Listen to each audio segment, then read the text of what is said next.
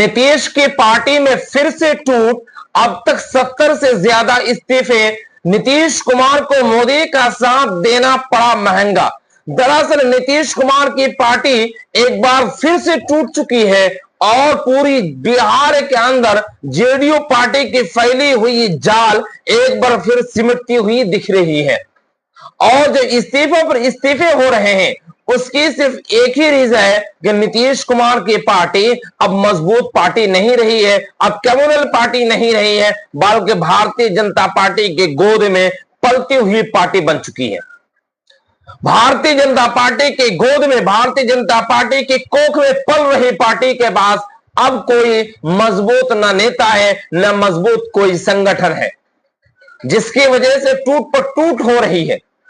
और इससे 6 महीना से जिस तरह से पार्टी के अंदर भगदड़ मच रही है, जिस तरह से एक के ऊपर एक नेताओं के इस्तीफे हो रहे हैं और कई नए नेता के जुड़ने का नाम नहीं ले रहे हैं, क्योंकि भारतीय जनता पार्टी नीतीश कुमार को कमजोर करने पर तुली है। और एनडीए को छोड़ दीजिए, महागठबंधन तो है ही। महागठबंधन यानी कांग्रेस पार्टी और आरजेडी की पार्टी, ये दोनों पार्टी नीतीश कुमार को पार्टी को खाने और नीतीश कुमार को पार्टी को कमजोर करने में लगी। लेकिन इससे भी हकीकत बात यह है, इससे भी ताज्जुब अंगेज बात यह है कि नीतीश कुमार की अपने सहयोगी दल ही नीतीश कुमार को तोड़ने में लगी, वो है भारतीय जनता पार्टी। और अभी जो खबरें सामने निकल करके आई है वो ये है कि अभी दैनिक जागरण की एक रिपोर्ट आई है कि उसमें चुनाव से पहले, अभी चुनाव का कुछ दिन बाकी है, बावजूद इसके अभी नेताओं के इस्तीफा शुरू हो चुका है।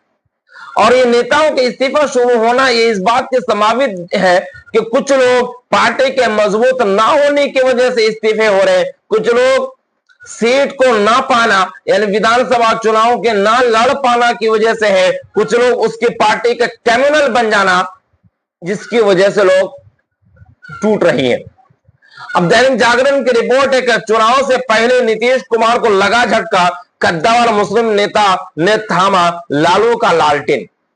आज भी लालू का लालटेन की जरूरत है, आज भी तीर की जगह लालू के लालटेन की जरूरत, आज भी फूल की जगह लालू के लालटेन की जरूरत है। आज भी दिग्गज नेता जो छोड़ रहे हैं साथ, वो या तो लालटेन थाम रहे हैं या फिर हाथ थाम रहे हैं, यानी कांग्रेस पार्टी का दामन थाम रहे हैं। इसके अलावा पीछे आप पूर्व में जाइए, पूर्व में भी कई नेता इस्तीफा दे चुके हैं। आपको याद होगा कासिम अंसारी बड़े दिग्गज नेता थे जेडीयू के, वो भी इस्तीफा दे चुके हैं। आप किशनगंज की तरफ मुंह उठा करके देखिए, किशनगंज में मुजाहिद वो भी इस्तीफा दे चुके हैं। आप इसके अलावा जमुई से देखिए, नवजात शहनवाज मलिक ये भी इस्तीफा दे चुके हैं। इसके अलावा बहुत सारे लोग हैं, धीरेन्द्र कुमार, श्रीमती उर्मिला देवी, त्रिलोकी मांगे और चंद्रराज, राजेश भगत वैश्य समाज के मजबूत नेता थे, राधाकांत गुप्ता, डॉक्टर रामाधार शाह पूर्व जिला अध्यक्ष थे। 17 नेताओं से और इस्तीफे हो चुके हैं। उनमें से सुरेश चंचल है, हाजी परवेज सिद्दीकी, राजेश कुमार मिश्रा, मोहम्मद अहसानुल्लाह, रामाचंद्र रॉय, मौलाना मकबूल अली, सुल्तान राजा, कैफ बर्शी, अख्तर अंसारी, मौलाना सज्जाद आलम, मेहरुल खातून, प्रेम पासवान, सरोज कुमार, विवाह देवी, उषा मालाकर, मिराज अंसारी, सुल्तान रजा कादरी।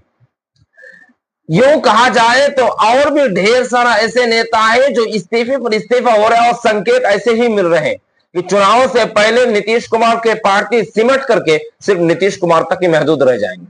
उसके पीछे एक और रीजन बताया जाता है कि नीतीश कुमार अब अचेत अवस्था में नहीं है, नीतीश कुमार के माइंड अब स्वास्थ्य स्थिति में नहीं है, जिसकी वजह से लोग उससे टूट टूट करके महागठबंधन में शामिल हो रहे हैं।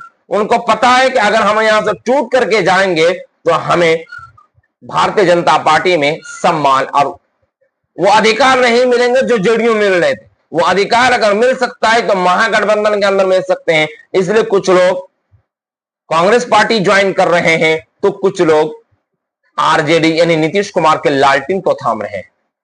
कुल मिलाकर नीतीश कुमार की पार्टी फिर से एक बार भयंकर टूट की तरफ बढ़ रही है और इसके बढ़ने की रीजन यही है कि मोदी का साथ देना नीतीश कुमार को कहीं ना कहीं महंगा पड़ा है और इसकी महंगी कीमत आने वाले चुनाव में और आने वाले वक्त में नीतीश कुमार को और ज्यादा चुकाना पड़ेगा। तो फिलहाल इस खबर में इतना ही।